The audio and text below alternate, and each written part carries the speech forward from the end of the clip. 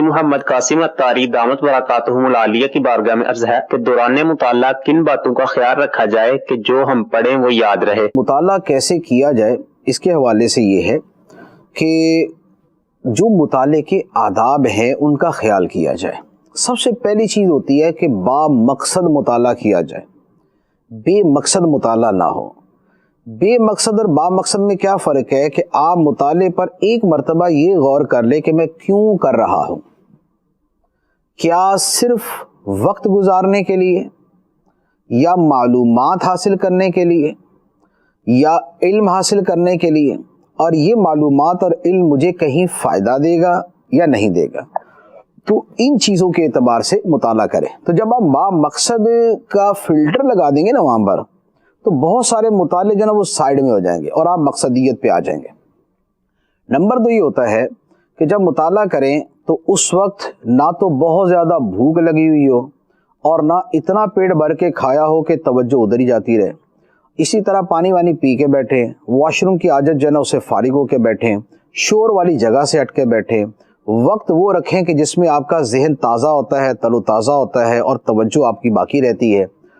تو جب ان چیزوں کو سامنے رکھ کے مطالعہ کریں گے تو یہ آپ کا مطالعہ بڑے اچھے انداز میں ہوگا۔ اچھا، پھر اس کے بعد جب کتاب پڑھی جاتی ہے تو کتاب پڑھنے کا طریقہ یہ ہوتا ہے کہ پہلے اس کی انڈیکس پڑھتے ہیں، فہرست پڑھتے ہیں، فہرست پڑھ کے پھر اس کے بعد کتاب کا سرسری مطالعہ کرتے ہیں۔ سرسری مطالعہ یہ ہوتا ہے کہ آپ اس کا پیج کھولتے ہیں، کسی بھی چیپٹر کا ابتدائی اور آخری، ابتدائی آخری یوں کر کے آپ اس کو گزارتے جاتے ہیں، ایک مرتبہ یوں مطالعہ کرتے ہیں، پھر اس کے بعد پورا بالاستیعاب جسے کہتے ہیں، کور ٹو کور، پورے توجہ کے ساتھ مطالعہ کرتے ہیں۔ پھر اس کے بعد آپ مطالعہ کرتے ہیں دوبارہ سرسری، جیسے پہلی مرتبہ میں کیا تھا۔ اب اس کے بعد آپ دوبارہ ایک مرتبہ انڈیکس کو دیکھتے ہیں۔ انڈیکس کو دیکھ کے آپ یہ سمجھتے ہیں کہ یار انڈیکس میں جو لکھا ہوا ہے کیا یہ مجھے آ گیا، کیا یہ میری معلومات میں آ گیا؟ اب فہرست پڑھتے آپ کو لگے کہ یار یہ بات تو مجھے سمجھ نہیں آ رہی، یہ کیا مطلب تھا اس کا؟ تو اب یہ جو مطلب نہیں سمجھ آ رہا، آپ صرف جا کے اس کو پڑھیں۔ جب آپ اس انداز میں پڑھتے ہیں، اور اس کے ساتھ ایک بہت اہم چیز یہ ہوتی ہے کہ آپ نشان لگاتے ہیں، کتاب کو ہائی لائٹ کرتے ہیں یا ڈائری ساتھ رکھ کے اس پہ لکھتے ہیں۔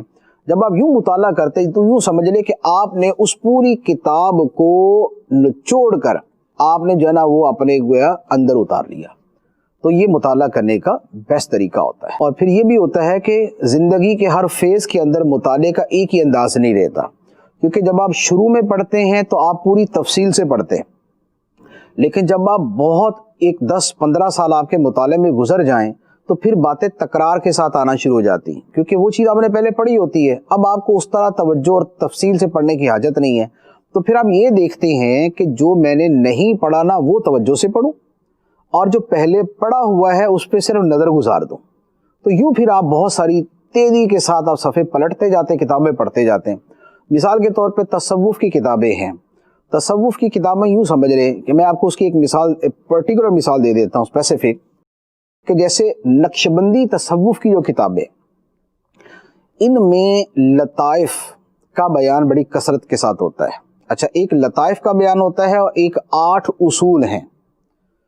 تو نقشبندیہ کے اندر وہ 8 اصول جو ہے وہ بڑی کثرت سے چلتے، خلوت در انجمن، اس طرح کے الفاظ کے ساتھ۔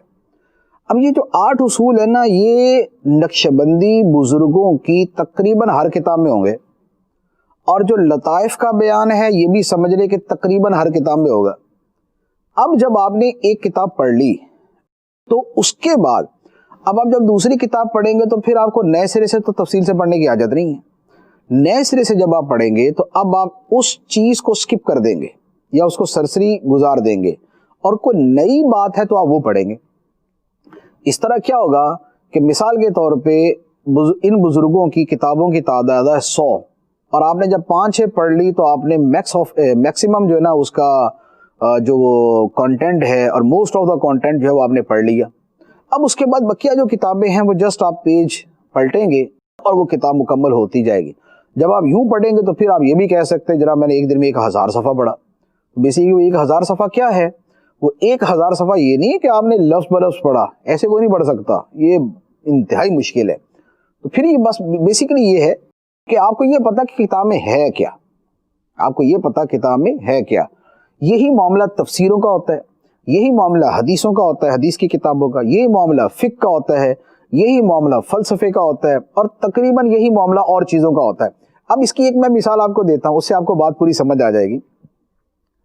یہ جو آج کل وائرس ہے، اس میں کیا احتیاطیں کرنی چاہیے؟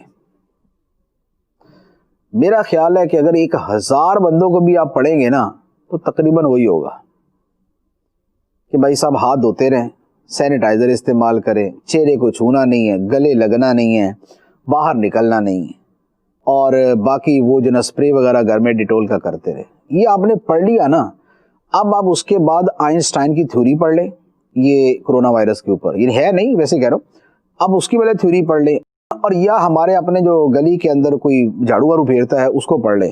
یہ دونوں برابر ہی آپ کو معلومات دے دیں گے اس معاملے کے اندر، کیونکہ سب یہی کہہ رہے ہیں۔ تو جب آپ نے ایک مرتبہ پڑھ لیا تو اب آپ کو 100 مرتبہ پوسٹیں آئیں، 100 مرتبہ کتابیں آئیں، 100 مرتبہ آپ کو جو نا وہ پمفلٹ آئیں، احتیاط بھائی یہی ہونا اس کے اندر، یہی ہونا۔ تو اب نئے سرے سے پڑھنے کی حاجت نہیں ہے، اب پہیا نئے سرے سے ایجاد کرنے کی ضرورت نہیں ہے۔ تو یہ ہوتا ہے مطالعے کے اندر ایک بڑا بنیادی نقطہ۔